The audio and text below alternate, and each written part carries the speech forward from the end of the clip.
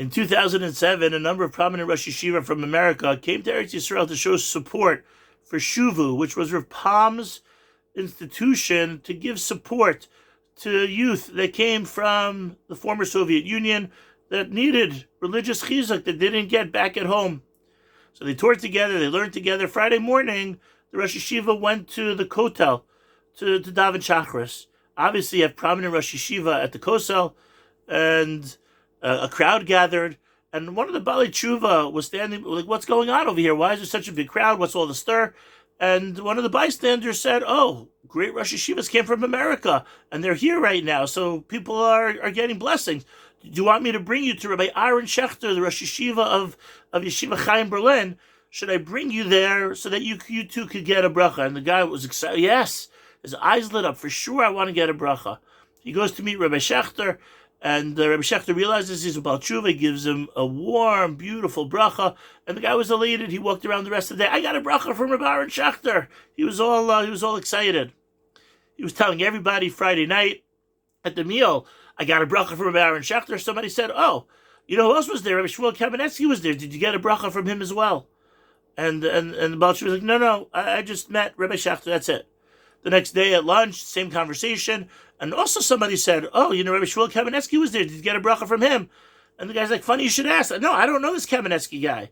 I only met Rabbi Aaron Schechter. That's the one that I got a bracha from. So somebody went to get the newspaper. On the front page of the Jerusalem Post, there was a picture of the Rabbanim at the Kosel. And the Baal Tshuva was there. That's the guy in the middle. That's Rabbi Aaron Schechter. That's the one that I got a bracha from. Oh, what a prominent guy sitting in the middle. And then he looks and says, wait a second. I also know that guy. The one sitting next to him, I also know him. So they're like, yeah, that's Rabbi Shmuel Kamenetsky. So the guy looks and he said, no, that's the guy who brought me over from the outside and wanted me to get a bracha from Rabbi Aaron Schechter. What unbelievable humility by Rabbi Kamenetsky.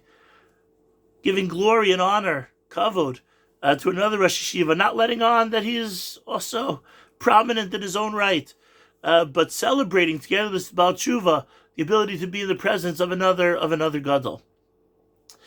Legend goes in Kutsk that one time they were celebrating. It must be they're celebrating a bris milah, and one of the elders raises the question.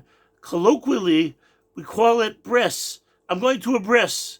Very rarely do you hear people say, I'm going to a milah. Sometimes bris milah, but when you're using one out of the two words, very often it's just bris.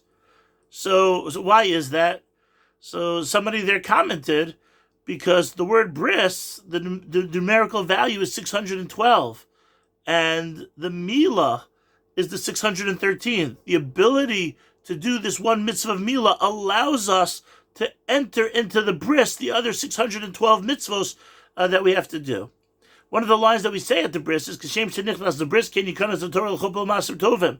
So the Kutzker Rebbe comments on that what does it mean that the same way we go into the bris, we should go into the wedding in maser tovim? When we learn Torah, we should take out that little blue beanie hat and that cute beanie hat. We should wear that when we learn, or when we go to the chuppah, we should wear that cute little beanie hat from back when, the same one that we used at the bris.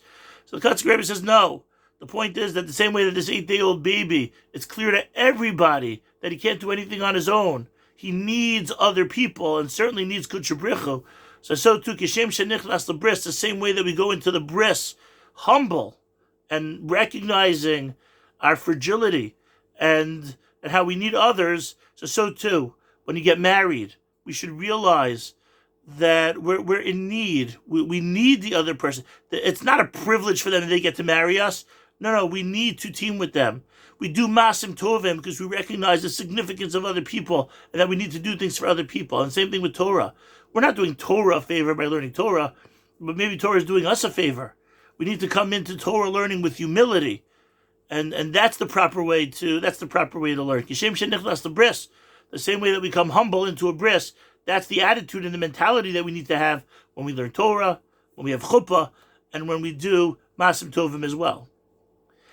It's not particularly the reason why bris milah is in this parsha, but using the themes, tapping into the themes of bris, it makes sense that it precedes tzaras. Because what's the reason the Gemara in Erechim tells us, why does tzaras come?